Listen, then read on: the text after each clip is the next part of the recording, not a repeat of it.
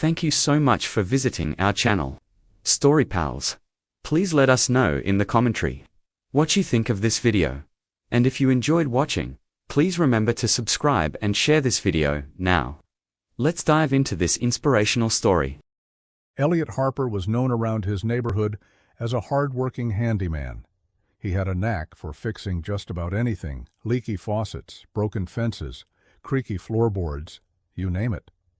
Though his business brought in enough to keep the bills paid, Elliot's life wasn't easy. At 35, he lived in a modest apartment and drove an old beat-up truck. But what he lacked in wealth, he made up for in heart. One crisp autumn morning, while Elliot was grabbing coffee at the local diner, he overheard a conversation between two elderly patrons. They were sitting at the counter, speaking softly. "I just don't know what we'll do, Fred," the woman said, her voice trembling. "The roof is leaking worse with every rain. Winter's coming, and we can't afford to have it fixed." Elliot turned to see the couple, Fred and Martha Bennett. They were well into their 80s and had lived in the same small house at the end of Maple Street for decades. Everyone in the neighborhood knew the Bennetts for their kindness. Fred had been a school teacher, and Martha had spent years volunteering.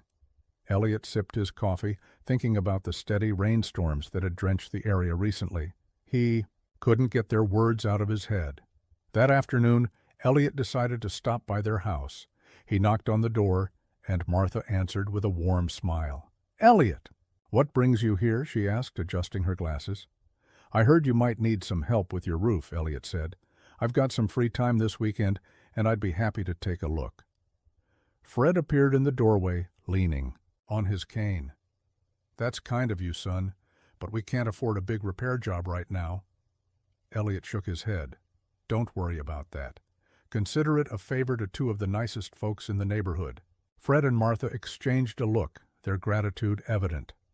That Saturday, Elliot arrived bright and early with his tools. The roof was in worse shape than he had expected. Several shingles were missing, and parts of the wood underneath were rotting.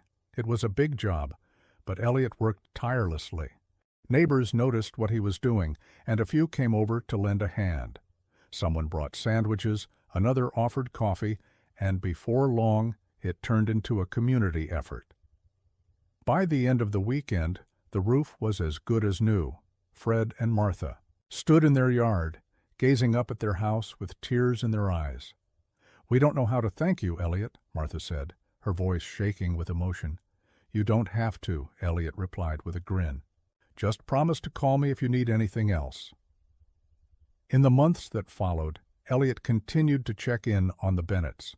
He shoveled their driveway after snowstorms, fixed their broken porch steps, and even helped Martha set up a new bird feeder in the spring.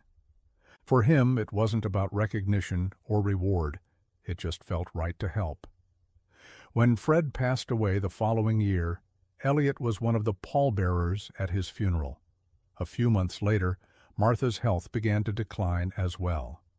Elliot visited her often, bringing her favorite tea and keeping her company. One afternoon, as Elliot sat by her bedside, Martha took his hand. "You've been like family to us, Elliot," she said softly. "Fred and I talked about it before he passed. We wanted to make sure you knew how much you've meant to us." Elliot smiled, his eyes misty. "You've been like family to me, too." When Martha passed away peacefully that summer, Elliot mourned deeply. He attended her funeral and helped settle the house, thinking that was the end of their story. But a month later, Elliot received a call from a lawyer. Confused, he went to the meeting, only to learn something that left him speechless. Fred and Martha had left him their entire estate. Their modest house, a small savings account, and a collection of keepsakes from their long life together, all of it was now his. In their will, they had written a simple note.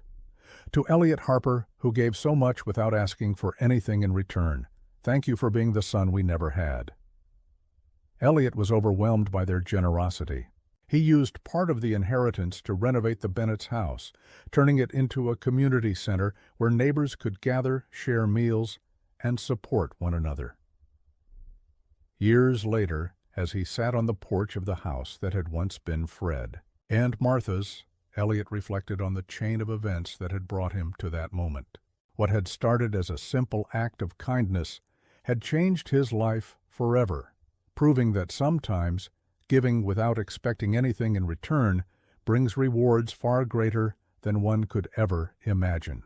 And in the quiet of that evening, Elliot smiled, knowing he had honored the legacy of two people who had trusted him with their hearts and their home.